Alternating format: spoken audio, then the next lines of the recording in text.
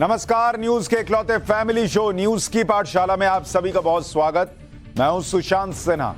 ये वो पाठशाला जहां सबकी क्लास लगती है। सबसे पहले आपको बताऊं कि आज कौन कौन से चैप्टर लेकर आया हूं जिनमें किस किस की क्लास लगेगी। ममता नीतीश पीएम मोदी के पीछे छिप रहे थे, कोर्ट ने कैसे एक्सपोज किया, आज इसके बारे में बताऊंगा। रामनवमी पर छत से पत्थर चलेंगे, क्या यह पहले से तय था? कलकत्ता हाईकोर्ट के वो शब्द जिन्होंने ममता का सच सामने रख दिया, आज वो एक एक शब्द आपको सुनना चाहिए। नीतीश के बिहार से आया हर वीडियो फर्जी है क्या? कुछ हुआ ही नहीं बिहार में। यह सवाल क्यों पूछ रहा हूं, आज आपको यह भी बताऊंगा। बंदूक की नोक पर किसने लिखवाई थी हिंदू आतंकवाद की स्क्रिप्ट, आज उसके बारे में भी बात होगी। मालेगांव ब्लास्ट केस में पलटते गवाहों का सनसनीखेज खुलासा आज आपके सामने रखूंगा। इसके अलावा धड़ाधड़ आते हार्ट अटैक के बीच वैज्ञानिकों ने 3D दिल बना दिया है। मैंने पाठशाला में आपको 3D घर दिखाया था, अब दिल भी 3D बन गया भाई। लैब में बना 3D हार्ट जब इंसान के शरीर में धड़केगा तो क्या होगा, आज आपको बताऊंगा। इसके अलावा पीएम मोदी के वो फैसले जिनकी नकल अब दुनिया कर रही है, और क्या आईएमएफ ने कह दिया है कि 2025 तक बांग्लादेश से गरीब हो जाएगा भारत, आज इस पर भी बात होगी। लेकिन पाठशाला में पहले दिन भर का रिवीजन करेंगे, उसके बाद पहला चैप्टर।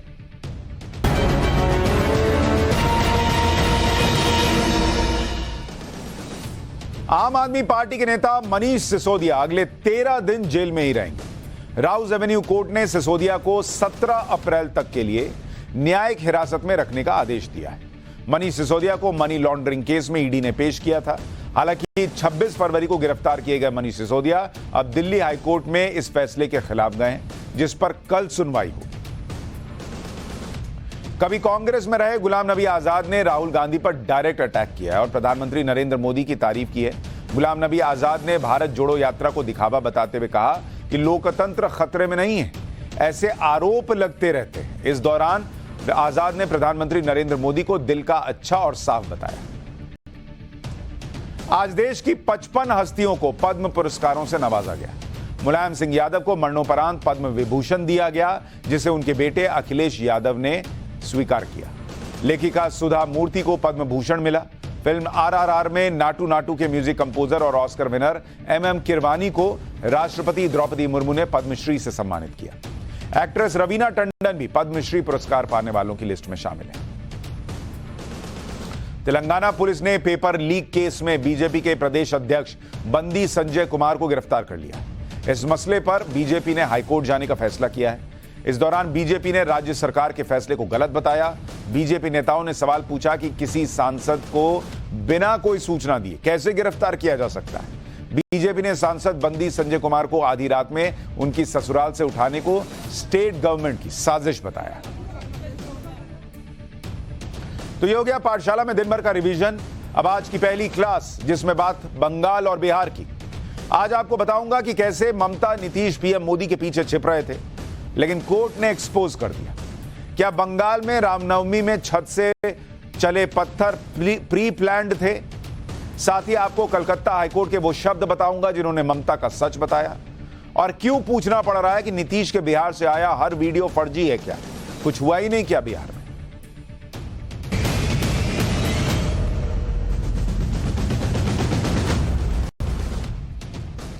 पाठशाला में आज जब ये चैप्टर शुरू कर रहा हूं तो सबसे पहले आपको दो तस्वीरें याद दिलाना चाहता हूं। एक बंगाल की है, एक बिहार की है। दोनों ही जगह रामनवमी पर हिंसा की खबरें आई।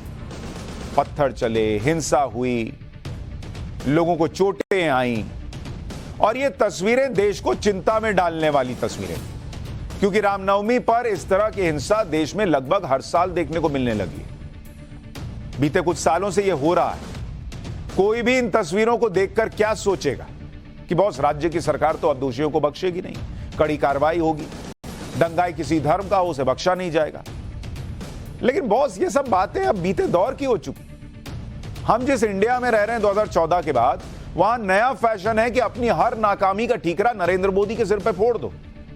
ऐसे सेंसिटिव मामले में भी नरेंद्र मोदी को विलन बताकर समाज के असली विलन्स को छुपा लो, बचा लो। आज आपको मोदी के पीछे अपने भ्रष्टाचार के आरोपों को छुपाने का मामला भी बताऊंगा, जिस पर आज सुप्रीम कोर्ट ने विपक्ष को जमकर सुनाया है। सुप्रीम कोर्ट ने आज क्या क्या कहा है, सुनेंगे तो आपको पता चलेगा कि कैसे मोदी के सिर पर सब फोड़ दो और बच निकलो का इस देश में एक पूरा हिसाब किताब चल रहा है। लेकिन पहले बात बिहार और बंगाल की करूंगा, फिर आऊंगा सुप्रीम कोर्ट पर। रामनवमी पर हिंसा तो महाराष्ट्र में भी हुई, गुजरात में भी हुई, दोनों बीजेपी शासित राज्य हैं।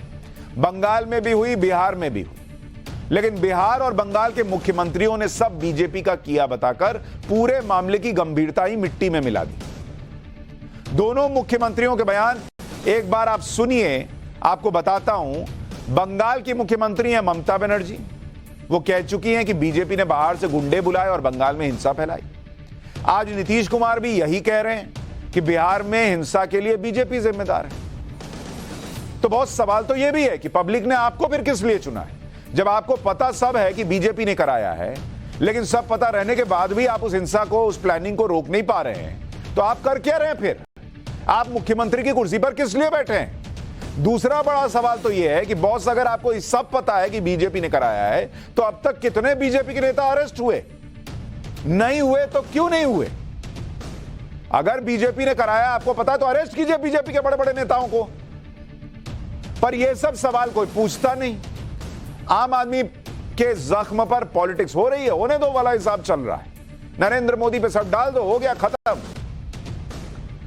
हमारे जैसे पत्रकार बोले, सवाल उठाएं तो उन पर ही सवाल उठा दिए जाते हैं। लेकिन कैसे बंगाल में जो हुआ उसको लेकर हाईकोर्ट ने आज ममता बनर्जी सरकार का सच सामने रख दिया एक तरीके से। आज आपको यह जानना चाहिए, रामनवमी पर हिंसा रोकने में नाकाम रही बंगाल सरकार पर आज कोलकाता हाईकोर्ट ने सख्त रुख दिखाया। कल होने वाली हनुमान जयंती पर फिर से हिंसा न भड़के, इसके लिए कलकत्ता हाईकोर्ट ने ममता सरकार को केंद्रीय सुरक्षा बलों की मदद लेने के लिए कहा। कोर्ट ने आदेश दिया कि ममता सरकार इसके लिए केंद्रीय गृह मंत्रालय से अपील करे। अपने आदेश में हाईकोर्ट ने कहा कि केंद्रीय सुरक्षा बलों की मदद लेने से राज्य की पुलिस को लॉ एंड ऑर्डर कायम रखने में जरूर मदद मिलेगी। इससे आम जनता को भी लगेगा कि उनकी सुरक्षा का ध्यान रखा जा रहा है। राज्य की पुलिस किसी भी तरह की अनहोनी को रोकने के लिए जरूरी कदम उठाए और इसके लिए केंद्रीय बलों की मदद ली जाए ताकि आम जनता किसी मुश्किल में ना पड़े। एक दंगा गुजरात में हुआ था जिसके लिए नरेंद्र मोदी को टारगेट करने का सिलसिला ही खत्म नहीं होता। उसमें बिना किसी के कहे नरेंद्र मोदी ने आस पड़ोस के राज्यों से पुलिस मंगा ली थी, केंद्र से कहकर सेना बुला ली थी। यहां जिनके राज्य में हो रहा है उनके मुताबिक उनको सब पता है कि बीजेपी करा रही है, लेकिन वो केंद्रीय सुरक्षा नहीं मांग सकती या नहीं मांग सकते। उनकी पुलिस के सामने पत्थर चल जाएं, लेकिन उनका आप सोचिए हिसाब किताब कि कुछ नहीं। कोर्ट को कहना पड़ रहा है कि आप केंद्रीय सुरक्षा बलों को बुलाइए। हालांकि अपने फैसले में कोलकाता हाईकोर्ट ने यह भी कहा कि सेंट्रल फोर्स की मदद लेने का मतलब यह नहीं कि राज्य का सिस्टम पूरी तरह फेल है। यह कदम राज्य सरकार की मदद के लिए उठाया जाना जरूरी है, यानी अकेले आपके बूते का नहीं है। यह तो समझ में आ रहा है, कंप्लीट फेलियर नहीं है, लेकिन फेलियर तो होगा। कोलकाता हाईकोर्ट को केंद्र की मदद लेने के लिए इसलिए कहना पड़ा क्योंकि इसके पहले राज्य की पुलिस के सामने क्या हुआ वो सबके सामने है। पहले 30 मार्च को रामनवमी के दिन हावड़ा के सिप्पुर इलाके में हिंसा भड़की। रामनवमी की शोभा यात्रा निकल रही थी, उसी दौरान पत्थरबाजी हुई। देखते देखते माहौल बिगड़ गया। इसके बाद अगले ही दिन 31 मार्च को फिर से हावड़ा के उसी इलाके में भारी पत्थरबाजी होने लगी जहां एक दिन पहले रामनवमी पर हिंसा भड़की थी। 31 मार्च को पुलिस के सामने ही उपद्रवी भारी पत्थरबाजी करने लगे, जबकि एक दिन पहले हिंसा भड़कने की वजह से वहां भारी पुलिस बल तैनात था। इसके बाद 2 और 3 अप्रैल को हुगली जिले में हिंसा भड़क गई। हुगली के रिसड़ा और श्रीरामपुर में हिंसा हुई। 2 अप्रैल को रामनवमी की शोभा यात्रा पर हमला हुआ, जिसके बाद हिंसा भड़क गई और सड़क पर आगजनी हुई। 2 अप्रैल के बाद 3 अप्रैल को हुगली के रिसड़ा इलाके में 4 ट्रेनों पर पथराव हुआ। बॉस, एक दिन आपसे नहीं कंट्रोल हुआ सो कॉल्ड बीजेपी का ये सारी प्लानिंग। 3-3 दिन 4-4 दिन हो जा रहा है, आपसे कंट्रोल ही नहीं हो रहा है। तो कोर्ट क्या बोलेगा? ये ना बोलेगा कि भाई केंद्र की मदद लीजिए, और क्या बोलेगा फिर वो? कोलकाता हाईकोर्ट को अपने आदेश में जोर देकर यह कहना पड़ा कि त्योहारों पर लोगों को सुरक्षित महसूस करना चाहिए और इसके लिए केंद्रीय सुरक्षा बलों की मदद ली जाए। जबकि 2 दिन पहले ही एक प्रेस कॉन्फ्रेंस में ममता बनर्जी ने बंगाल में भड़की हिंसा के लिए बीजेपी के साथ सेंट्रल फोर्सेस को भी जिम्मेदार बता दिया था। ममता बनर्जी का कहना है कि बंगाल में सेंट्रल फोर्स आई, 5 स्टार होटल में ठहरी, दंगा भड़काया और फिर बीजेपी वालों के साथ मीटिंग की और फिर वापस लौट गई। ममता बनर्जी ने यहां तक कहा कि वो जनता के लिए सब करेंगी, लेकिन जनता से अनुरोध है कि पंचायत चुनाव और 2024 के चुनाव में जनता दंगा करने वाली पार्टी बीजेपी का समर्थन न करे। ये डील चल रही है क्या बॉस, कि मैं करूंगी सब आपके लिए लेकिन आप बीजेपी का साथ न देना? मतलब जनता को सुरक्षित रहना है तो उसको पहले बीजेपी का साथ छोड़ना पड़ेगा, तब सुरक्षा मिलेगी क्या? और आप जिस सेंट्रल एजेंसी को कह रही हैं कि वो 5 स्टार में रुकी और बीजेपी के साथ मिलकर मीटिंग करके चली गई और दंगे भड़का दिए, उसी सेंट्रल एजेंसी को लेकर कोर्ट कह रहा है कि इनको बुलाइए, तब लोगों को सेफ महसूस होगा। यानी आपका नैरेटिव और कोर्ट जो कह रहा है, दोनों में जमीन आसमान का फर्क है। ममता बनर्जी जी, ऐसे कौन बोलता है कि आप 2000 मैं सब करूंगी लेकिन 2024 में बीजेपी का साथ मत दीजिए? क्या इसी के लिए हो रहा है क्या ये पूरा सब कुछ? ममता बनर्जी आरोप लगा रही है कि बीजेपी हिंसा भड़का रही, लेकिन बंगाल के हुगली में जो हिंसा भड़की उसमें खुद बीजेपी के विधायक बेमान घोष घायल हो गए थे। हुगली के पुरसुड़ा से बीजेपी के विधायक बेमान घोष को अस्पताल ले जाना पड़ा, तो बीजेपी ने अपने ही लोगों को मार दिया क्या? आश्चर्य की बात तो यह है कि ममता न सिर्फ अपनी पुलिस को लेकर मौन है, बल्कि लगातार आरोप झेल रही हैं एक वर्ग विशेष को बचाने की पॉलिटिक्स करने का। राज्य का इंटेलिजेंस क्या कर रहा था, इस पर ममता बनर्जी कुछ नहीं बोलती, लेकिन कोलकाता हाईकोर्ट ने आज सुनवाई के दौरान पर इस मुद्दे का जिक्र किया। सुनिए, हाईकोर्ट ने आज बंगाल सरकार को अपना इंटेलिजेंस नेटवर्क मजबूत करने के लिए कहा। हाईकोर्ट ने हावड़ा के शिवपुर में हुई हिंसा का जिक्र करते हुए कहा, बहुत ध्यान से सुनिएगा, कि हिंसा में छत से पत्थर फेंके गए। अगर इंटेलिजेंस मजबूत होता तो इस तरह के प्री प्लान्ड अटैक को रोका जा सकता था। इस शब्द को आप सुन रहे हैं? कोर्ट कह रहा है कि पत्थर फेंके गए घरों के ऊपर से, और अगर इंटेलिजेंस मजबूत होता तो pre planned attack, pre planned का मतलब क्या होता है? रोका जा सकता था। यानी इस पूरे सेंटेंस में सबसे इंपॉर्टेंट शब्द तो यह है, प्री प्लान्ड। और ये तो किसी भी आदमी के मन में आएगा बॉस। ये कौन से घर हैं जो पूरे मोहल्ले में घरों के छतों पर, कई घरों के छतों पर, सब पे ना हो लेकिन कई घरों के छतों पर पत्थर आ जाते बॉस फेंकने के लिए? कितने लोग आज पाठशाला देख रहे हैं? आप में से कितने लोगों के घरों पर आपने पत्थर रखा हुआ, जरा बताना जरा।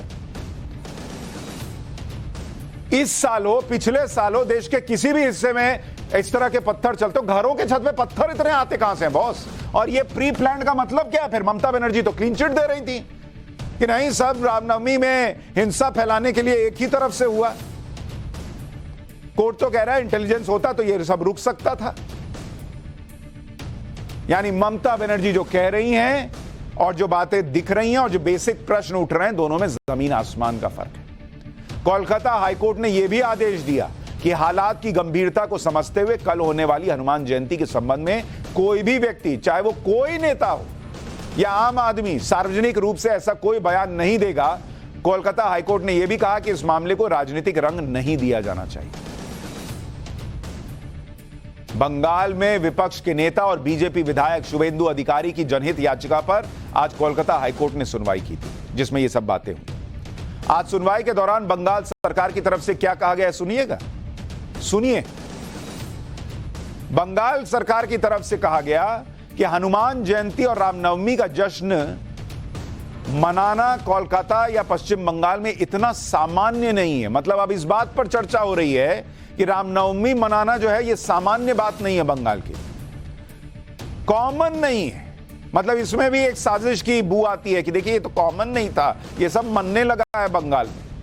बंगाल सरकार का यह कहना था कि पिछले 5 साल में ऐसा ज्यादा बढ़ गया है कि ये सब त्योहार मनने लगे। वाह भैया, अब त्योहार भी सोचकर, पूछकर और कितने साल से मनाया जा रहा है ये देखकर मनेगा। और इस पर हाईकोर्ट ने क्या कहा, जरा इसको भी सुनिए। हाईकोर्ट ने कहा कि हम मानते हैं कि पिछले 5 साल में, अच्छा ये हाईकोर्ट क्या कह रहा है सुनिए। कोर्ट कह रहा है कि हम मानते हैं कि पिछले 5 साल में बहुत से परिवर्तन हुए, जैसे पश्चिमी सभ्यता का प्रभाव आदि, लेकिन इसका मतलब यह नहीं है कि राज्य में शांति नहीं होनी चाहिए। मतलब कोर्ट भी कह रहा है कि भाई बहुत कुछ बदलता है, बदल गया, रामनवमी मना रहे हैं लोग, तो इसका मतलब यह नहीं है कि शांति नहीं रहेगी। क्या लोग नया त्योहार मनाना शुरू करेंगे तो वहां हिंसा हो सकती है क्या? वो आपसे कंट्रोल नहीं होगा क्या? ऐसे ऐसे तर्क दिए जा रहे हैं बॉस। कोई कह दे रहा है कि डीजे का म्यूजिक बज रहा था इसलिए दूसरे पक्ष को गुस्सा आ गया। डीजे के म्यूजिक पे गुस्सा आ जा रहा है। तलवार जो है क्यों लेके गए रामनवमी में शोभा यात्रा में? अरे भैया दूसरे धर्म में भी कई कार्यक्रम हैं ऐसे धार्मिक जिसमें लोग तलवार लेके निकलते हैं, तो क्या करते हैं आप? और तलवार देख के गुस्सा आ जाता है। और सबसे बड़ी बात, जो तलवार लेके जाता है वही मार खा के भी आता है। जो तलवार लेके जाता है जिसपे आरोप है कि वो हिंसा करने गया था, वही पत्थर खा के भी आता है। गजब हिंसा करने जाता है बॉस, गजब लॉजिक है। गया है मार करने और मार खा के आ जाता है। हिंसा तो नहीं होनी चाहिए।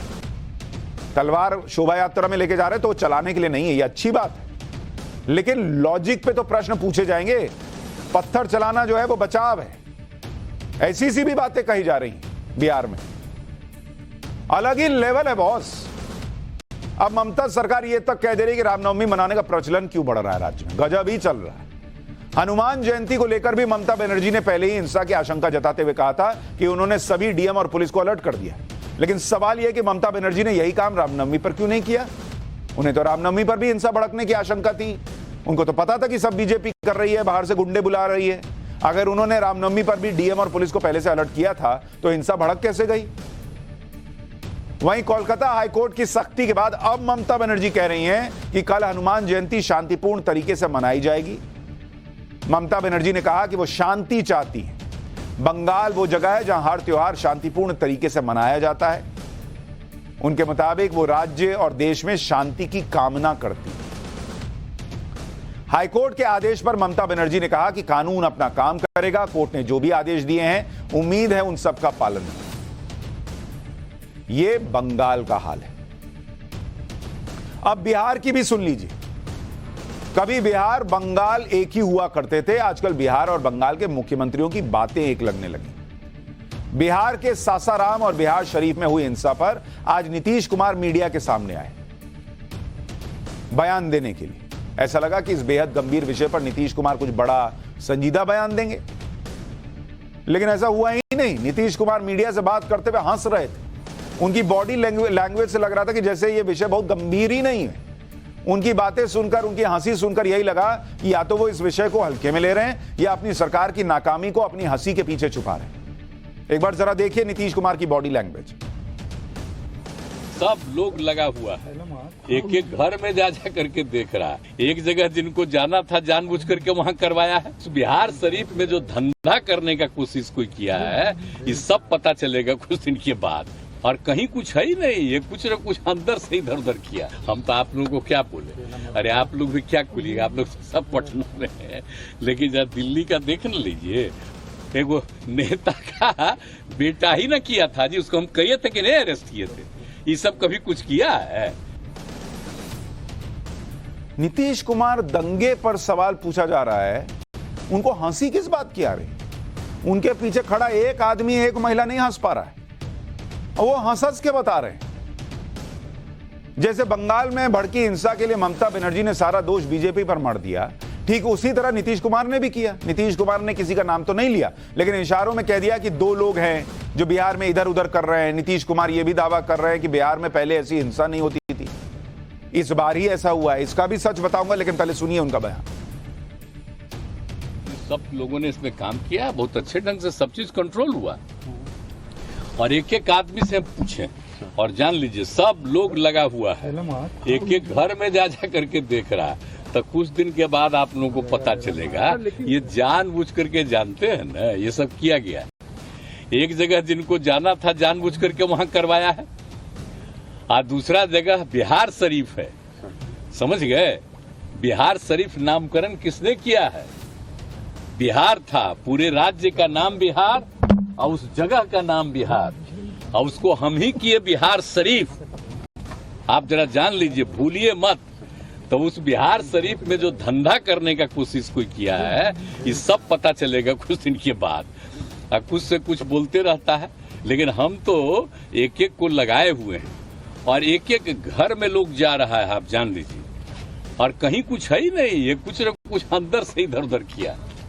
तो उस सब पर भी जांच हो रही है और सब लोगों से यही हमारी अपील है कि भाई आपस में कोई तरह का ये सब नहीं होना चाहिए। आज तक हुआ ही नहीं, तो ऑल ऑफ ए सडन वहां काहे के लिए हुआ? तो ये सब जानबूझ करके एक तरह की योजना है, किस तरह से होता है। अनाप शनाप इसी सब का दुष्प्रचार है। यहाँ पर बिहार में कहीं होता है? और दो लोग हैं, समझ लीजिए, एक राज कर रहा है और दूसरा उसके साथ उसका एक है, एजेंट है, और वो मिलकर के ये सब इधर उधर कर रहा है। समझ गए ना? हासा के बयान दे रहे हैं, कह रहे हैं समझ गए ना। अरे समझ गए ना, ये दो लोग हैं, एक राज कर रहा है, एक ये कर रहा है। नाम लेके ना बोलिए बॉस, इतना क्या हड़बड़ा रहे हैं, इतना क्या डर डर के बोल रहे हैं कि नाम नहीं ले सकते हैं। बोलिए ना बॉस, किसको बोल रहे हैं? नरेंद्र मोदी को बोल रहे हैं, अमित शाह को बोल रहे हैं, तो नाम लेके बोलिए और उसके बाद बोलिए अगर आपको पता है कि इन्हीं लोगों ने कराया, करिए अरेस्ट, करिए एफआईआर। आम आदमी की जिंदगी का खिलवाड़ बना के रख दिया इन लोगों ने। सब पता है कि इसने किया, इसने किया, इसने किया, लेकिन अरेस्ट किसी को नहीं करेंगे। और जब अरेस्ट नहीं करेंगे तो फिर क्यों बोल रहे हैं कि उसने किया है? बिहार में भड़की हिंसा पर अपनी सरकार का बचाव करते हुए नीतीश कुमार तर्क दे रहे हैं कि आज तक तो बिहार में ऐसा कुछ हुआ ही नहीं जी। नीतीश कुमार शायद ये भूल गए हैं कि बिहार में पहले भी इस तरह की हिंसा भड़कने के का लंबा इतिहास है, और जब वो बीजेपी के साथ थे तब भी था बॉस, ऐसा कुछ नहीं है। ये नहीं कह रहा कि बीजेपी जब बिहार में साथ में थी आपके तो कुछ नहीं हो रहा था, या उसके पहले नहीं हो रहा था, या उसके बाद नहीं हो रहा है। 2016 बिहार में सांप्रदायिक दंगे हुए, ये बिहार का बता रहा हूं आपको। बिहार में दंगे हुए, 139 लोगों की मौत हुई, और नीतीश कुमार कह रहे हैं बिहार में तो कभी कुछ हुआ ही नहीं। 2018 रामनवमी पर, वो भी रामनवमी पर हुआ था। रामनवमी भागलपुर जगह थी, नीतीश कुमार जी याद कर लीजिए। हिंसा हुई, 70 लोग घायल हुए। ना बिहार में तो कभी कुछ हुआ ही नहीं। भागलपुर में यह हिंसा शुरू हुई थी, सिवान, औरंगाबाद, मुंगेर, नालंदा, शेखपुरा तक फैल गई थी। 2021 में हुआ बॉस, क्या दूर जा रहे हैं, 2021 में हो चुका है। 51 लोगों की मौत हुई थी। कह रहे हैं कुछ नहीं होता है। इतिहास खंगालने लग जाऊंगा ना तो इतने उदाहरण निकल आएंगे कि बोर्ड भर जाएगा। और सब नीतीश कुमार के मुख्यमंत्री रहते हुए हिंसा भड़कने की खबरें बताऊंगा। बिहार में हुई हिंसा से सबसे ज्यादा प्रभावित सासाराम जिला हुआ है। सासाराम में लोग अब कह रहे हैं कि दंगों और हिंसा को रोकने के लिए तो योगी मॉडल की जरूरत है। जिस तरह यूपी में हिंसा करने वालों पर बुलडोजर एक्शन होता है, उसी तरह बिहार में भी होना चाहिए। अब पब्लिक भी गलत बोल रही है क्या नीतीश जी? सुनिए पब्लिक क्या बोल रही है। आदित्यनाथ भी देखिए, वहां पर यूपी में कहीं दंगा नहीं हुआ, उसके पीछे की वजह क्या है? बहुत बढ़िया वहाँ पर व्यवस्था है, यहाँ पर भी वैसा ही होना चाहिए, ऐसा होना चाहिए। यूपी में तो बुलडोजर चल जाता है, यहाँ भी किया जाए, यहाँ भी बुलडोजर चला जाए जी। क्या लगता है कैसे इन दंगाइयों से निपटा जाए? यहाँ पर भी योगी की तरह बुलडोजर चलाया जाए, जो दंगाइया है, जो गलत काम करेगा। हाँ, जो गलत काम करेगा उसको घर पे एकदम बुलडोजर चला देना है। आपको लगता है ऐसा सरकार करेगी आपकी? ये तो सरकार से नहीं लग रहा है उम्मीद कि वो करेगी। उत्तर प्रदेश रहता तो अबले सबका घर गिर गया रहता है। यहाँ पर भी एक्शन लेना चाहिए। जो दंगा कर रहा है उसको घर पर बुलडोजर, एक बार बुलडोजर चल जाएगा फिर वैसे करबे नहीं करेगा दंगा, सब बुलडोजर चलेगा तो दहशत हो जाएगी। हाँ दहशत हो जाएगा ना, तो करबे नहीं करेगा। ऐसे होता है, सोचता है कि 1 महीना 2 महीना में जेल में से आ जाएगा, बस कोई हो तो नहीं, एक बार बुलडोजर चल जाएगा तो कभी कोई नहीं करेगा इसे दंगा फसाद। योगी का फॉर्मूला है बिहार में भी। हाँ, योगी का फॉर्मूला बिहार में भी होना चाहिए। योगी जी जो कर रहे हैं, जो आर्थिक स्थिति तोड़ दे रहे हैं, जो दंगा कर रहा है, उसका भुगतान सभी को भोगना पड़ रहा है। और उसका अगर बुलडोजर चला देंगे तो आर्थिक स्थिति कमजोर हो जाएगा, तो वो फिर दंगा नहीं करेगा। योगी जैसा सरकार बिहार में भी चाहिए, बिल्कुल चाहिए। नीतीश कुमार बार बार ये कह रहे हैं कि बिहार में जो हिंसा हुई है, दंगा हुआ है, पत्थरबाजी और लूट हुई है, उसके पीछे बीजेपी का हाथ। लेकिन इसी हिंसा में नालंदा में बीजेपी नेता हैदर आजम का शोरूम भी लूट गया। अगर बीजेपी हिंसा करवा रही है, वो अपने ही नेता का शोरूम क्यों लूटने देगी भाई? ये तस्वीरें बीजेपी नेता हैदर आजम के शोरूम की, जिसे 31 मार्च की रात को उपद्रवियों ने लूट लिया और वहां जमकर तोड़फोड़ भी की। हैदर आजम महाराष्ट्र बीजेपी के सचिव हैं। उन्होंने घटना का वीडियो ट्वीट करते हुए लिखा कि नालंदा के मेरे डिजिटल दुनिया मॉल पर अज्ञात लोगों ने हमला करके सारा माल लूट लिया। मुंबई में रहने के बावजूद बिहार के लोगों को रोजगार देने के लिए हमने वहां कारोबार शुरू किया, लेकिन इस तरह के हादसे को देखकर बिहार में काम करने के लिए कौन आएगा? तो ये तो कानून व्यवस्था है बिहार के अंदर, और बिहार के अंदर बीजेपी के एक नेता की दुकान लूट ली जा रही है और कहा जा रहा है सब बीजेपी करा रही है। हिंसा के मुद्दे पर आज बिहार विधानसभा में भी जमकर हंगामा हुआ। बिहार विधानसभा में बीजेपी ने हिंसा का मुद्दा उठाया। बीजेपी विधायक जीवेश मिश्रा रामनवमी के दौरान हुई हिंसा को लेकर मुख्यमंत्री नीतीश कुमार से जवाब मांग रहे थे। स्पीकर ने उन्हें 2-3 बार बैठने को कहा। उसके बाद स्पीकर ने मार्शल बुलाकर एमएलए जीवेश मिश्रा को बाहर निकालने का आदेश दे दिया। स्पीकर के आदेश पर मार्शल्स ने विधायक जीवेश मिश्रा को हाथ और पैर से पकड़ा और उठा के बाहर फेंक दिया, कर दिया बाहर। विधायक को ऐसे बाहर किया गया जैसे वो बिना इजाजत विधानसभा में घुस आए हों। अरे भाई, मुख्यमंत्री से ही ना जवाब मांग रहे थे। यहां संसद में कार्रवाई स्थगित हो जाए तो कह दिया जाता है लोकतंत्र खत्म हो गया। वहां विधायक मुख्यमंत्री से जवाब मांग रहा है तो बोरा टाइप टांग के फेंक दिए बाहर। नहीं, कुछ नहीं बोलना है, किसी को कुछ नहीं बोलना है कि ये क्या हो रहा है, क्योंकि ये बिहार में हो रहा है। बीजेपी शासित राज्य में होगा तब ना लोकतंत्र खतरे में पड़ेगा, तब ना देश खतरे में पड़ेगा। इस घटना पर बीजेपी प्रदेश अध्यक्ष सम्राट चौधरी ने कहा कि बिहार सरकार सोई हुई सरकार है।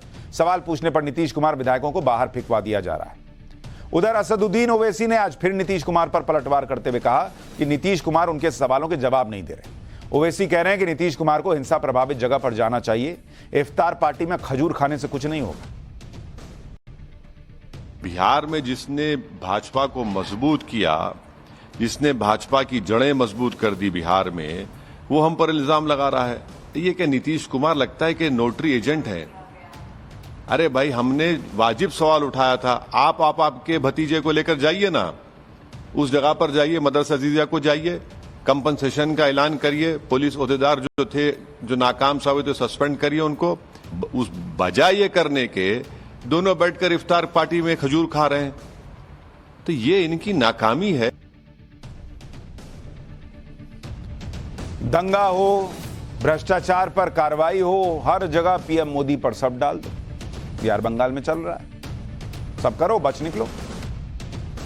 सब नरेंद्र मोदी के ऊपर डालकर बच निकलने का जो हिसाब चल रहा है, उसमें आज विपक्ष की कैसे किरकिरी हुई, उसका एक और उदाहरण आपको बताता हूं। ईडी और सीबीआई जैसी जांच एजेंसीज के दुरुपयोग को लेकर 14 विपक्षी दलों ने सुप्रीम कोर्ट में पीआईएल दाखिल की थी। इन दलों की मांग थी कि नेताओं की लगातार हो रही गिरफ्तारी पर सुप्रीम कोर्ट दखल दे और कोई फैसला दे, लेकिन सुप्रीम कोर्ट ने आज इस मांग को ही खारिज कर दिया। सुनवाई के दौरान सुप्रीम कोर्ट ने बड़ी बातें कही, आज आपको बताता हूं। सुनवाई के दौरान विपक्ष के वकील अभिषेक मनु सिंघवी ने कहा कि 2014 से 2021 के बीच सीबीआई और ईडी के केसेस में 600% की बढ़ोतरी हुई, जिसमें सिर्फ 23 लोग ही दोषी पाए गए। इस पर केस की सुनवाई कर रहे चीफ जस्टिस ऑफ इंडिया ने कहा कि पूरे देश में यही हाल है, भारत में कन्विक्शन रेट कम होते हैं। वही एग्जैक्ट बात चीफ जस्टिस ने कही जो हमने पाठशाला में आपको ईडी का ट्रैक रिकॉर्ड बताते हुए कही थी कि देश भर में करोड़ों केस पेंडिंग है। तो इसका मतलब क्या, सारे फर्जी केस हो रहे हैं क्या? इस पर सिंघवी ने कहा कि ईडी ने 121 नेताओं पर जांच बिठाई है, जिसमें 95% नेता विपक्ष के। इसी तरह सीबीआई ने नेताओं पर 124 केस दर्ज किए हैं, जिसमें 95% नेता विपक्ष के। इस पर चीफ जस्टिस ने कहा कि आपने कुछ फैक्ट्स दिए हैं, तो क्या इस आधार पर हम ये कह सकते हैं कि कोई भी जांच नहीं होनी चाहिए और ना ही कोई एक्शन होना चाहिए? क्या नेताओं के लिए कोई इम्यूनिटी होनी चाहिए? सीजेआई ने जोर देकर कहा कि आखिरकार एक नेता भी एक आम आदमी ही होता है ना जी, हम सभी के लिए समान कानून है ना, तो नेता के लिए अलग से हो जाएगा क्या? इसके बाद बहस और आगे बढ़ी। अभिषेक मनु सिंघवी ने कहा कि गिरफ्तारी क्यों जरूरी है, क्या गिरफ्तारी ही एक विकल्प है? इस पर चीफ जस्टिस ने कहा कि क्या आपका मानना है कि वो अपराध जिसमें 7 साल से कम की सजा है, क्या उसमें जब तक ट्रिपल टेस्ट फेल ना हो जाए तब तक गिरफ्तारी नहीं होनी चाहिए? देश में करोड़ों के भ्रष्टाचार होते हैं, क्या उसमें भी गिरफ्तारी नहीं होनी चाहिए? इसके बाद अभिषेक मनु सिंघवी ने दलील दी कि आज ये मुद्दा लोकतंत्र से जुड़ा हुआ है और नेताओं की बड़ी संख्या में गिरफ्तारी लोकतंत्र के लिए खतरा है। इस पर चीफ जस्टिस ऑफ इंडिया ने कहा कि जैसे ही आप इस पूरे मुद्दे पर लोकतंत्र की बात करते हैं, ये पूरी याचिका नेताओं के लिए हो जाती है, और जब आप कहते हैं कि विपक्ष को दबाया जा रहा है तो उसका इलाज पॉलिटिक्स स्पेस में ही हो सकता है, ना कि कोर्ट में। डिसमिस। सीजेआई ने कहा कि आप व्यक्तिगत याचिका लेकर हमारे पास आए हैं, यह सामूहिक याचिका हम स्वीकार नहीं करते हैं। इसके बाद व्यक्तिगत याचिका लेकर आइए, सामूहिक याचिका स्वीकार नहीं करते हैं। इसके बाद अभिषेक मनु सिंघवी ने अपनी याचिका वापस ले ली। बिहार और बंगाल में तो हिंसा के मुद्दे पर नीतीश कुमार और ममता बनर्जी बीजेपी पर आरोप लगा रहे हैं। रामनवमी की यात्रा पर ही सारा आरोप लगाने का प्रयास हो रहा है और पत्थर चलाने वाले मानो मासूम ही हो, यह साफ दिख रहा है। लेकिन यह सब कोई बहुत नई बात नहीं। हिंदू हिंसा करता है, हिंदू आतंकवाद फैलाता है, इसके भी प्रयास हो चुके हैं। ये नैरेटिव सेट।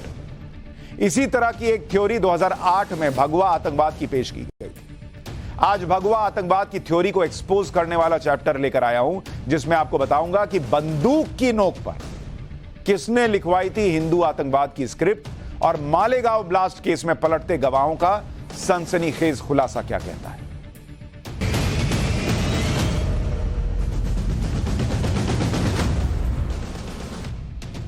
दो 2008 में महाराष्ट्र के मालेगांव में एक धमाका हुआ था। केंद्र में यूपीए की सरकार।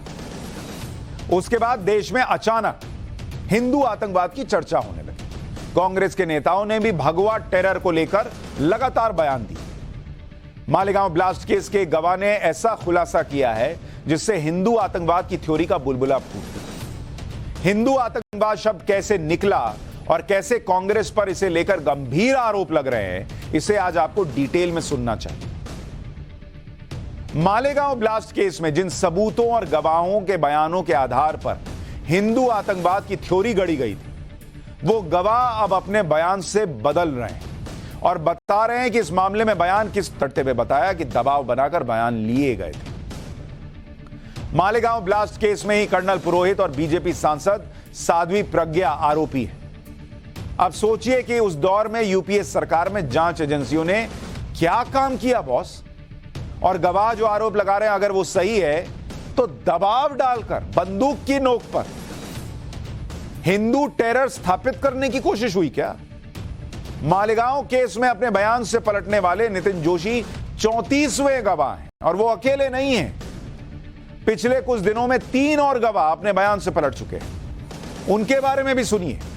3 अप्रैल को एक गवाह ने आरोपी सुधाकर द्विवेदी के खिलाफ अपना बयान बदला। एनआईए कोर्ट में गवाह ने कहा कि उसने अपनी इच्छा से महाराष्ट्र पुलिस और एटीएस को बयान दिया ही नहीं था। मालेगांव केस में अपना बयान बदलने वाला यह 33वां गवाह था। मालेगांव केस में अपने बयान से पलटने वाले 32वें गवाह के बारे में सुनिए। 31 मार्च को एक गवाह महाराष्ट्र एटीएस को दिए अपने बयान से पलट गया। एटीएस को दिए बयान में कहा था कि उसने आरोपियों के लिए कमरे बुक किए थे। इसी तरह से 30 मार्च को एक और गवाह ने कोर्ट में अपना बयान बदला। गवाह ने कहा कि महाराष्ट्र एटीएस ने उससे लिखित बयान पर साइन करने को कहा, यानी मतलब बयान पहले से लिखा था और कहा कि साइन करो। गवाह ने आरोप लगाया कि उसे 20 दिन तक बंधक बनाकर टॉर्चर किया गया था। मालेगांव केस में अपना बयान बदलने वाला यह 31वां गवाह था। मालेगांव केस के गवाहों पर महाराष्ट्र एटीएस और महाराष्ट्र पुलिस ने कितना दबाव बनाया, जो आरोप लगता है, कितना टॉर्चर किया, इसको लेकर जो आरोप लग रहे हैं, उसका एक और उदाहरण आपको बताता हूं। दिसंबर 2021 में एक गवाह ने एनआईए कोर्ट को यह जानकारी दी थी कि बीजेपी आरएसएस नेताओं का नाम लेने की धमकियां दी गई। योगी आदित्यनाथ का नाम लेने तक का दबाव बनाया गया। संघ के 3 नेताओं का नाम लेने की धमकी दी गई। बयान लेने के लिए एटीएस ने गवाह को टॉर्चर किया, गवाह को अवैध तरीके से बंधक बनाया गया। ये सारी बातें इसी मामले के गवाह ने कही। आपको मालेगांव ब्लास्ट केस के बारे में याद भी दिला देता हूं। कई लोग हो सकते हैं युवा पीढ़ी जानते नहीं होंगे उतना। उसके बाद आपको बताऊंगा कि किस तरह से इस घटना के सहारे हिंदू टेरर, भगवा टेरर का नैरेटिव सेट करने की कोशिश हुई थी। मालेगांव महाराष्ट्र के नासिक जिले में आता है और मुंबई से 200 किलोमीटर दूर है।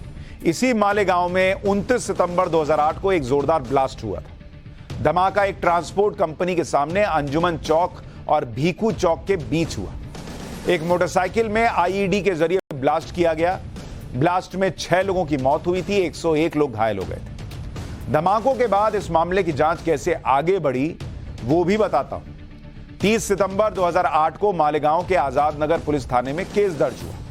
18 अक्टूबर 2008 को आजाद नगर पुलिस ने केस में यूएपीए एक्ट लगाया। 21 अक्टूबर 2008 को महाराष्ट्र एटीएस यानी एंटी टेररिस्ट स्क्वाड ने जांच की शुरुआत की। एटीएस ने इस केस में मकोका यानी Maharashtra control of organised crime act लगा दिया। जनवरी 2009 में महाराष्ट्र एटीएस ने पहली चार्जशीट दाखिल की, जिसमें 11 आरोपियों को गिरफ्तार और 3 आरोपियों को वांटेड बताया गया। अप्रैल 2011 में मालेगांव केस की जांच एनआईए को सौंपी गई। एनआईए ने मई 2016 में अपनी चार्जशीट में बताया कि 6 आरोपियों के खिलाफ सबूत नहीं मिले। इनमें साध्वी प्रज्ञा, शिव नारायण, श्याम भंवरलाल साहू, प्रवीण तकलकी, लोकेश शर्मा और धन सिंह चौधरी के नाम शामिल।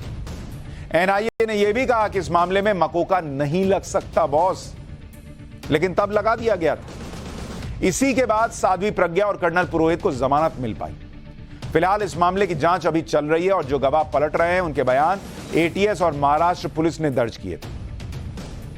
मालेगांव ब्लास्ट केस में साध्वी प्रज्ञा और सेना के कर्नल पुरोहित का नाम सामने आया था तो लोग हैरान रह गए। प्रसाद श्रीकांत पुरोहित सेना में लेफ्टिनेंट कर्नल थे और साध्वी प्रज्ञा संघ और बीजेपी से जुड़ी हुई थी। इन दोनों की वजह से यह हाई प्रोफाइल केस बन गया था। मालेगांव ब्लास्ट केस में अक्टूबर 2008 को साध्वी प्रज्ञा को गिरफ्तार किया गया। आरोप है कि मालेगांव में ब्लास्ट साइट पर मिली बाइक साध्वी प्रज्ञा के नाम पर थी। इसी आधार पर साध्वी प्रज्ञा को महाराष्ट्र एटीएस ने गिरफ्तार किया। इसके बाद नवंबर 2008 में एटीएस ने लेफ्टिनेंट कर्नल पुरोहित को गिरफ्तार किया। कर्नल पुरोहित को मालेगांव ब्लास्ट केस में मुख्य आरोपी बनाया गया। कर्नल पुरोहित पर आरोप था कि उन्होंने धमाके के लिए आरडीएक्स का इंतजाम किया था। इस मामले में जांच के बाद एनआईए ने कहा था कि साध्वी प्रज्ञा के खिलाफ कोई सबूत नहीं मिले हैं, जबकि कर्नल पुरोहित की जांच अभी तक चल रही है। कर्नल पुरोहित के विस्फोटक का इंतजाम करने के जो आरोप लगे उन पर 2016 में एनआईए ने अपनी चार्जशीट में कहा कि एनआईए ने आरोप लगाया कि कर्नल पुरोहित को फंसाने के लिए महाराष्ट्र एटीएस ने आरडीएक्स प्लांट किया था। यह एनआईए कह रहा है 2016 में।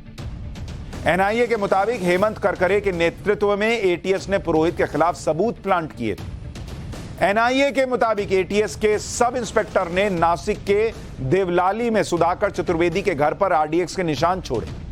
सुधाकर चतुर्वेदी मालेगांव केस में आरोपी हैं और वो सेना में काम कर चुके हैं। एनआईए ने सेना के एक मेजर और सूबेदार की गवाही का हवाला देते हुए बताया कि एटीएस अधिकारी शेखर बागड़े आरडीएक्स का सबूत रखने के लिए सुधाकर चतुर्वेदी के घर में घुसे थे। उसके बाद एटीएस अधिकारी ने मेजर और सूबेदार से कहा था कि वो इसके बारे में किसी को ना बताएं। इसके 2 दिन बाद एटीएस की टीम ने सुधाकर चतुर्वेदी के घर पर छापा मारकर आरडीएक्स के निशान बरामद किए थे। इस पर एनआईए कोर्ट ने भी कहा था कि आरडीएक्स की बरामदगी अपने आप में संदिग्ध है। एनआईए ने कर्नल पुरोहित के खिलाफ यह आरोप भी खारिज कर दिया कि जम्मू कश्मीर में बरामद किए गए आरडीएक्स के हिस्से को पुरोहित ने अपने पास रखा था। एनआईए के मुताबिक सेना से पूछताछ के बाद पता चला कि पुरोहित के रहते हुए जब्त किए गए 70 किलो आरडीएक्स का पूरा हिसाब मौजूद है। और ये सारे आरोप किस पर लग रहे हैं? महाराष्ट्र एटीएस पर लग रहे हैं। लगा कौन रहा है? देश की एक एजेंसी एनआईए लगा रही है। सवाल यह उठता है कि महाराष्ट्र एटीएस पर लगे आरोप अगर पूरी तरह सच्चे हैं तो एटीएस का इसमें क्या था कि वो इस तरह से काम कर रही थी? किसके कहने पर कर रही थी? 2008 में मालेगांव ब्लास्ट के बाद भगवा आतंक और हिंदू टेरर को लेकर कांग्रेस नेताओं में जैसे बयान देने की होड़ लगी हुई थी। 25 अगस्त 2010 को तत्कालीन गृह मंत्री पी चिदम्बरम ने कहा था, मैं आपको सावधान करना चाहता हूं कि भारत में आतंकवादियों की घुसपैठ कराने की कोशिशों में कोई कमी नहीं है। भारत में युवाओं को कट्टरपंथी बनाने के प्रयासों में कोई कमी नहीं आई है। इसके अलावा हाल में भगवा आतंकवाद सामने आया है जो अतीत में कई बम विस्फोटों में पाया गया है। बीजेपी ने राहुल गांधी पर भी हिंदू आतंकवाद का नैरेटिव गढ़ने का आरोप लगाया था।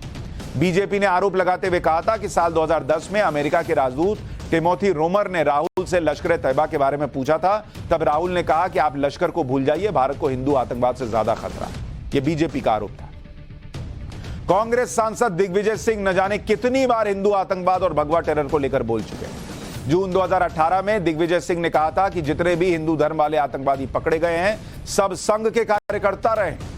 महात्मा गांधी की हत्या करने वाला नाथूराम गोडसे भी संघ में रहा था। इसके अलावा यूपीए सरकार के दौरान 2013 में केंद्रीय गृह मंत्री रहे सुशील कुमार शिंदे ने बीजेपी और संघ पर आरोप लगाते हुए कहा था कि संघ के कैंप में हिंदू आतंकवाद की ट्रेनिंग दी जाती है। आपको 2013 में सुशील कुमार शिंदे उन्होंने क्या कहा था सुनवाता हूं। अभी बीच में ही हमारे पास ये रिपोर्ट आ गई है इन्वेस्टिगेशन में, ये भारतीय जनता पार्टी हो या आरएसएस के हो, उनके जो ट्रेनिंग कैंप है वो हिंदू टेररिज्म बढ़ाने का काम देख रहे हैं। इस पर भी हमारी बड़ी कड़ी नजर है। समझौता एक्सप्रेस, मक्का मस्जिद बात, स्पोर्ट, मालेगांव का स्पोर्ट, इसमें अभी सब दिख पड़ रहा है, एक एक दिख पड़ रहा है कि वहां जाके बॉम्ब प्लांट करना और ताकि ये माइनॉरिटी के लोगों ने किया है इस प्रकार का बताना, इसके लिए भी हमें बहुत सतर्क रहना। मालेगांव विस्फोट जब हुआ था तो केंद्र में यूपीए की सरकार थी, महाराष्ट्र में भी कांग्रेस की सरकार थी और विलासराव देशमुख मुख्यमंत्री थे। अब इस केस के गवाह एटीएस पर आरोप लगा रहे हैं कि उनसे टॉर्चर करके बयान दिलवाए गए थे और एनआईए की चार्जशीट में आरडीएक्स को लेकर खुलासा हुआ। उससे अंदाजा लगाया जा सकता है कि हिंदू आतंकवाद की थ्योरी कहां से आई होगी। इस तरह से पूरी कोशिश की गई कि हिंदू आतंकवाद की थ्योरी को आगे बढ़ाया जाए। यह वही है कि हिंदू फोबिया की वजह से हिंदुओं को प्रताड़ित किया जाता है। इसी वजह से अमेरिका के जॉर्जिया स्टेट ने एक रेजोल्यूशन पास किया। अमेरिका के जॉर्जिया स्टेट ने हिंदू फोबिया के खिलाफ असेंबली में प्रस्ताव पास किया है। ऐसा करने वाला जॉर्जिया अमेरिका का पहला राज्य है। हिंदू धर्म दुनिया का सबसे बड़ा और सबसे पुराना धर्म बताया गया है। दुनिया के 100 से ज्यादा देशों में 1.2 अरब लोग इस धर्म को मानते हैं। हिंदू धर्म स्वीकार्यता, आपसी सम्मान और शांति के मूल्यों के साथ अलग अलग परंपराओं और आस्था को समाहित करता है। हिंदू धर्म की वजह से अमेरिका में लाखों लोगों का जीवन सुधरा है, यह अमेरिका में कहा जा रहा है। इसके अलावा यह भी कहा गया कि अमेरिका के कई हिस्सों में पिछले कुछ दशकों में हिंदू अमेरिकियों के खिलाफ हेट क्राइम के मामले दर्ज किए गए। हिंदू फोबिया उन लोगों की देन है जो हिंदू धर्म को खत्म करने का समर्थन करते हैं और इसके पवित्र ग्रंथों पर हिंसा और उत्पीड़न की प्रथाओं का आरोप लगाते हैं। अब कुछ लोगों का बस चले तो यह भी कह देंगे कि ऑस्ट्रेलिया में हिंदू मंदिरों पर हमले हों, ब्रिटेन में हो, यह सब भी बीजेपी करा रही होगी। हो सकता है ब्रिटेन और ऑस्ट्रेलिया और दूसरी जगहों पर भी ये सब करा के वहां भी हो सकता है नरेंद्र मोदी पीएम बनने का सोच रहे हो। क्या कुछ भी ना चलेगा। पाठशाला में अब 3D प्रिंटेड हार्ट का चैप्टर खोलने जा रहा हूं। यहां जो दिल धड़क रहा है यह भगवान का दिया हुआ है, लेकिन मैं जिस 3D प्रिंटेड हार्ट की बात करूंगा वो लैब में तैयार हुआ है, लेकिन काम इसी असली दिल की तरह करता है। आज 3D प्रिंटेड हार्ट को देखकर आप हैरान रह जाएंगे, क्योंकि इसे बनाने के बाद वैज्ञानिक कह सकते हैं कि ऐसा लगता है आपुनिच भगवान।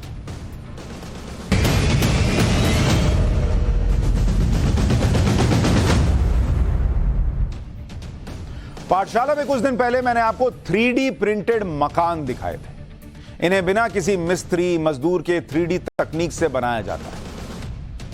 ये तस्वीरें देखिए, ये 3D तकनीक से बन रहे घर हैं।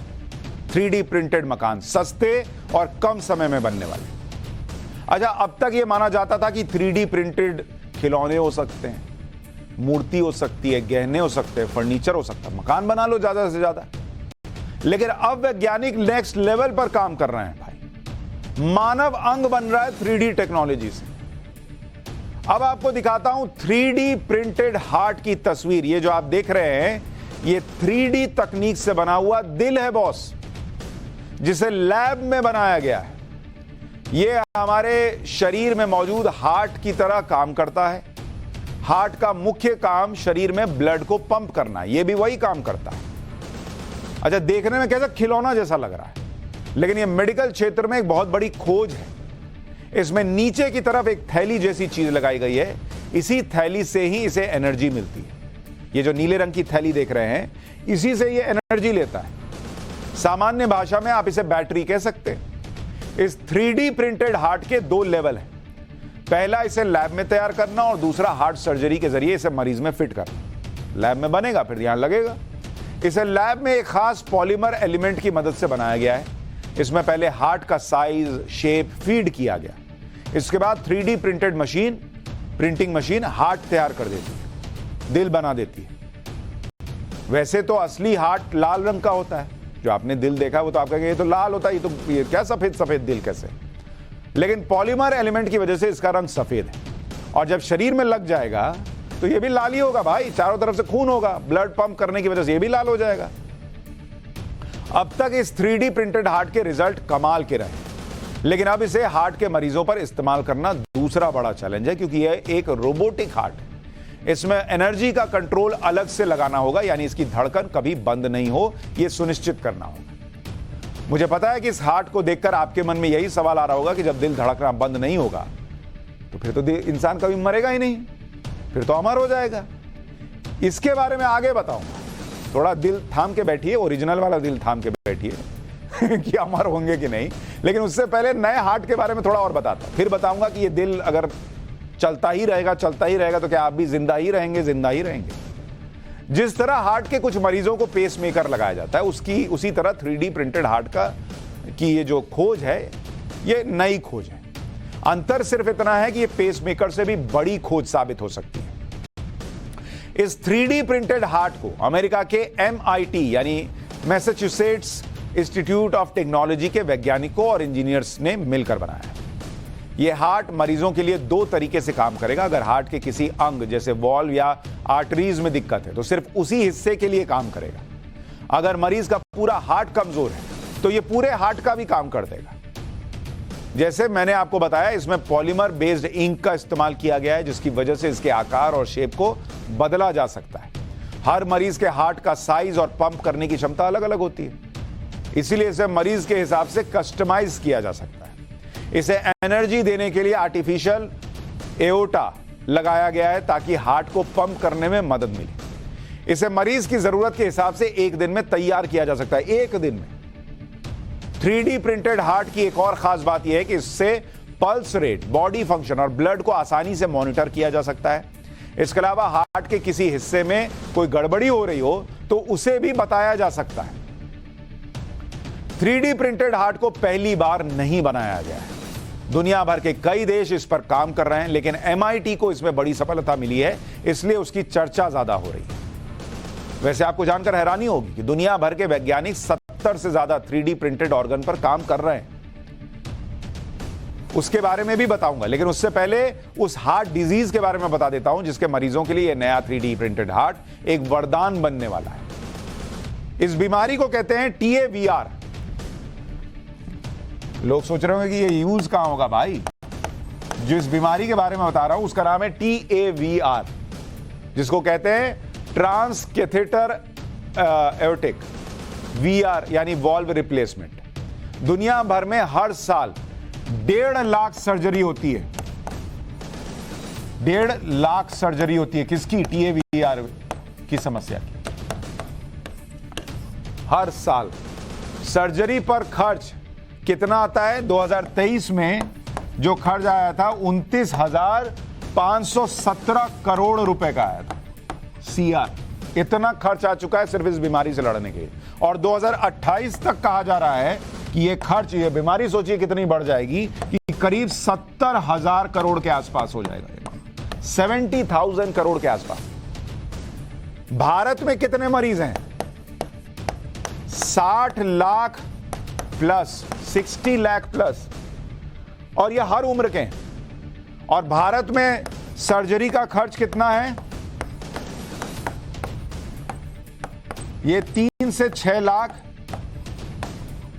मिनिमम है। मरीज के ऊपर भी बहुत कुछ निर्भर करता है। लेकिन जिस दिन 3D प्रिंटेड हार्ट इन मरीजों को मिल गया, उस दिन यह संख्या बहुत कम हो सकती है। यह निर्भर इस बात पर भी करता है कि इस 3D प्रिंटेड हार्ट की लागत कितनी है। अब आपको 3D प्रिंटेड तकनीक के कुछ और कमाल भी दिखाता हूं, क्योंकि इससे कई दूसरे ह्यूमन ऑर्गन्स बनाए जा रहे हैं। 3D प्रिंटेड तकनीक से तैयार इंसान का कान आपको दिखा रहा हूं। देखिए कान कैसे बन गया। इसे पिछले साल जून में अमेरिका में एक 20 साल की लड़की को लगाया गया था। इसे बनाने में देखिए कैसे लगा 3D कान, एकदम ओरिजिनल नहीं लग रहा है आपको। इसे बनाने में उस महिला की कान की सेल का इस्तेमाल किया गया था। इसके अलावा कान का साइज और बनावट भी लिया गया था। इसके बाद 3D प्रिंटेड मशीन से कान तैयार कर दिया गया और एक सर्जरी की मदद से महिला को कान लग गया। और किसी को कानों कान खबर नहीं हुई कि ये तो 3D वाला कान है। इसी तरह 3D प्रिंटिंग से इंसान की हड्डियां भी बनाई जा रही हैं। हड्डियों की बीमारी और एक्सीडेंट में बहुत से लोगों की दिक्कत को देखते हुए अब वैज्ञानिक 3D प्रिंटेड बोन तैयार कर रहे हैं और सर्जरी की मदद से लगा भी रहे। आपने आर्टिफिशियल पैर और घुटनों की सर्जरी के बारे में सुना होगा ना। ये देखिए कैसे हड्डी बन रही है। ये 3D टेक्नोलॉजी से हड्डी बन रही है भाई। लेकिन अब तो हड्डी भी लैब में बन रही है। दूध बेचने वाले कहेंगे कि फिर हमारे कैल्शियम का क्या होगा। लोग तो कहते हैं ना दूध पियो कैल्शियम आएगा, हड्डी मजबूत होगी। जो लोग कैल्शियम की गोली बना रहे हो कह रहे हैं ये लीजिए हड्डी 3D से बन रही है, हम क्या बेचेंगे फिर। इसके अलावा डायबिटीज के मरीजों के लिए आर्टिफिशियल पैनक्रियाज तक बनाए जा रहे हैं। शरीर में ब्लड शुगर कंट्रोल करने के लिए पैनक्रियाज से इंसुलिन नाम का हार्मोन निकलता है, लेकिन डायबिटीज में इंसुलिन बनना कम हो जाता है, इसलिए दवा या इंजेक्शन से इंसुलिन लेना पड़ता है। लेकिन अब आर्टिफिशियल पैनक्रियाज से यह परेशानी भी खत्म हो सकती है। लेकिन 3D प्रिंटेड तकनीक से सबसे ज्यादा उम्मीद किडनी और लिवर फेलियर के मरीजों को है, क्योंकि अकेले भारत में इतने मरीज हैं इसके। किडनी की जरूरत कितने लोगों को पता है भारत में? आपको भारत में किडनी की जरूरत कितने लोगों को है? हर साल आपको बता रहा हूं 1.5 लाख हर साल। और मिलती कितनों को है? मिलती है मात्र 5,000 को। मतलब हर साल 1.5 लाख लोग जुड़ रहे हैं जिनको किडनी की जरूरत है। 5,000 को मिल रही है तो 1,45,000 का बैकलॉग चल रहा है, फिर नए 1.5 लाख आते हैं। लिवर की जरूरत देखिए, लिवर की जरूरत हर साल 1 लाख लोगों को है और मिलता है लिवर मात्र 2,000 को। सोच रहे हैं? यानी 98,000 लोग सोचते हैं, इंतजार ही करते रह जाते हैं, तब तक मैं पीछे से 1 लाख लोग और आ गए। आगे बढ़ो, हमको भी लिवर चाहिए। हालांकि 3D प्रिंटेड तकनीक से किडनी और लिवर बनाने का काम चल रहा है, लेकिन अभी ये शुरुआत भर है। उम्मीद है आने वाले समय में इसमें बड़ी सफलता मिल सकती है। मतलब वो वाला दिन भी आ सकता है जब आप कहेंगे कि बॉस ऐसा लग रहा है तुम्हारे में क्या 3D का लगा हुआ है। नहीं, कपड़ा उपड़ा छू के बोलते हैं बड़ा नरम लग रहा है तुम्हारा हाथ, अरे ये तो 3D का। पाठशाला में अब बदलते वर्ल्ड ऑर्डर का चैप्टर। दुनिया तो बहुत बदल रही है, लेकिन वर्ल्ड ऑर्डर कैसे बदल रहा है अब आपको ये बताता हूं, जिसमें बताऊंगा पीएम मोदी के वो फैसले जिनकी नकल अब दुनिया कर रही है।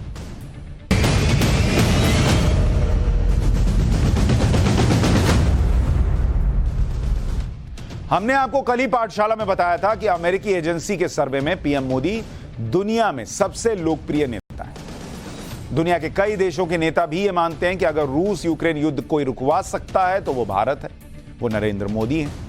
यूक्रेन युद्ध के बाद जो वर्ल्ड ऑर्डर बदला है उसमें भारत की धमक और बढ़ गई है। इसी के साथ प्रधानमंत्री मोदी जो कदम उठा रहे हैं दुनिया उसको फॉलो कर रही है। पीएम मोदी भी पिछले कुछ समय से अक्सर कई मंचों से न्यू वर्ल्ड ऑर्डर का जिक्र करते रहे। मैं आपको पीएम मोदी का पहले एक पुराना बयान सुनाता हूं और फिर बताऊंगा कैसे पीएम मोदी के शुरू किए गए कामों से अब दुनिया बदल रही है।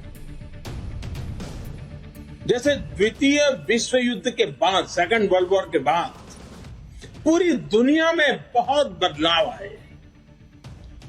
पूरा वर्ल्ड ऑर्डर बदल गया, वैसे ही कोरोना के बाद दुनिया में बहुत सारे बदलाव की संभावना है। एक नए वर्ल्ड ऑर्डर की संभावना है और इसके प्रारंभिक संकेत नजर भी आने लगे हैं। आज भारत की तरफ देखने के विश्व के नजरिए में बहुत बड़ा बदलाव आ रहा है। अब दुनिया के लोग भारत को अधिक मजबूत रूप में देखना चाहते हैं। अब बताता हूं वर्ल्ड ऑर्डर में मुखिया कैसे तय होता है।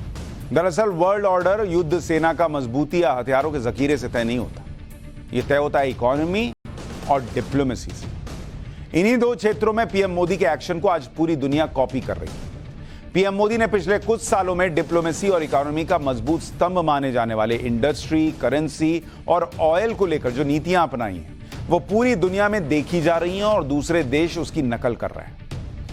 सबसे पहले बात तेल खरीद पर पीएम मोदी की नीति की।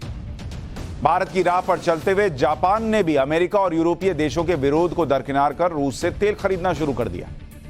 खबर है कि जापान रूस से लगभग $70 प्रति बैरल के दाम पर कच्चा तेल खरीद रहा है और इस साल अब तक वो रूस से लगभग 7,48,000 बैरल कच्चा तेल खरीद चुका है। जबकि जापान उन G7 देशों में शामिल है जिन्होंने अमेरिका और यूरोपीय देशों के साथ पिछले साल रूस के तेल पर $60 प्रति बैरल का प्राइस कैप लगाया था, जिसके तहत यह तय हुआ था कि कोई भी देश रूस को तेल के लिए इससे ज्यादा कीमत नहीं देगा। इसका मकसद था रूस को तेल से होने वाली इनकम को नुकसान पहुंचाना। लेकिन नरेंद्र मोदी ने जब शुरू किया कि बॉस तुम अपना देख रहे हो, हम अपना देखेंगे, हम तो भैया रूस से तेल लेंगे क्योंकि हमको इसकी जरूरत है, हमको सस्ता मिल रहा है, वो दे रहा है, हमारा दोस्त है, हम तो लेंगे भैया, हमको पहले अपने पब्लिक को देखना है। नरेंद्र मोदी ने शुरू किया, बड़ा प्रेशर बना, वो प्रेशर काम नहीं आया, अब दूसरे लोग कर रहे हैं, दूसरे लोग भी ऐसे ही तेल खरीद रहे हैं। अच्छा जापान छोड़िए, अब तो भारत को अपना कट्टर दुश्मन मानने वाला हमारा पड़ोसी भिखारी देश पाकिस्तान, वो भी पीएम मोदी को कॉपी कर रहा है। शहबाज सरकार अगले महीने रूस से कच्चा तेल खरीदने का पहला ऑर्डर देने जा रही है। इस सौदे के लिए पाकिस्तान के तेल मंत्री भारत का जिक्र करना नहीं भूले। उन्होंने कहा कि अमेरिका और पश्चिमी देशों के दबाव में आए बिना हमारा पड़ोसी देश भारत लगातार रूस से सस्ती कीमत पर कच्चा तेल खरीद रहा है। हालांकि इससे पहले 2022 में भी पाकिस्तान ने रूस से सस्ता तेल खरीदने की पहल की थी, लेकिन अमेरिका के दबाव में उसने कदम पीछे खींच लिए थे। लेकिन अब इंडिया को देख के, इतना दिन से इंडिया ले रहा है तो पाकिस्तान को भी लगा कि अरे यार हम भी ले लेते हैं, हम तो वैसे ही हमारी हालत खराब है, वहां से कुछ सस्ता तेल मिलेगा तो फायदा हो जाएगा। जापान और पाकिस्तान का यह फैसला बताता है कि कैसे भारत को लेकर दुनिया के बड़े देशों का नजरिया बदला है। इंडिया अब लीड कर रहा है भाई। दरअसल पूरा जोर लगाने के बाद भी अमेरिका और यूरोपीय देश रूस को लेकर भारत के रुख को बदलने में नाकाम रहे। भारत ने जब रूस से सस्ता तेल खरीदना शुरू किया तो इन देशों ने ऐतराज भी जताया। भारत ने अमेरिका और यूरोप के हर दबाव का सामना किया, लेकिन अपनी स्वतंत्र नीति से कभी समझौता नहीं किया और इसकी गवाही रूस के साथ तेल खरीद के आंकड़े दे रहे हैं। मार्च 2023 में कुल तेल खरीद थी 5 करोड़ बैरल से ज्यादा। रोजाना तेल खरीदा गया करीब 16 लाख बैरल से ज्यादा रूस से खरीदा गया और भारत की कुल तेल खरीद का यह 38% है। जबकि यूक्रेन युद्ध से पहले 2020 में भारत ने रूस से अपनी जरूरत का मात्र 2% कच्चा तेल खरीदा। पाठशाला में पहले भी बता चुका हूं कि किस तरह से ग्लोबल ट्रेड में डॉलर का दबदबा दशकों से था। ग्लोबल ट्रेड में डॉलर की हिस्सेदारी लगभग 50% है, जिससे अमेरिका को सबसे ज्यादा फायदा होता है और भारत जैसे विकासशील देशों को नुकसान। भारत को इसी परेशानी से निजात दिलाने के लिए प्रधानमंत्री मोदी ने डी-डॉलराइजेशन यानी डॉलर के दबदबे को कम करने की दिशा में काम शुरू किया। इसके बाद दुनिया के कई देश पीएम मोदी की इस मुहिम में शामिल हो गए। उन्होंने लकीर खींची, लोग आके खड़े हो गए पीछे। 2018 में रुपए को मजबूत करने के लिए भारत ने रुपी ट्रेड की पॉलिसी पर काम शुरू किया। 2022 की शुरुआत में भारत की रुपी ट्रेड के लिए 20 से ज्यादा देशों के साथ बातचीत हुई। आज की तारीख में भारत की 18 देशों के साथ रुपी ट्रेड पर डील फाइनल हो चुकी है। तो ये किस तरह से दुनिया को नरेंद्र मोदी बदल रहे हैं उसका एक उदाहरण भर है। लेकिन यहां लोगों को नरेंद्र मोदी पे हर चीज का इल्जाम लगा देना। अच्छा ब्रेक पर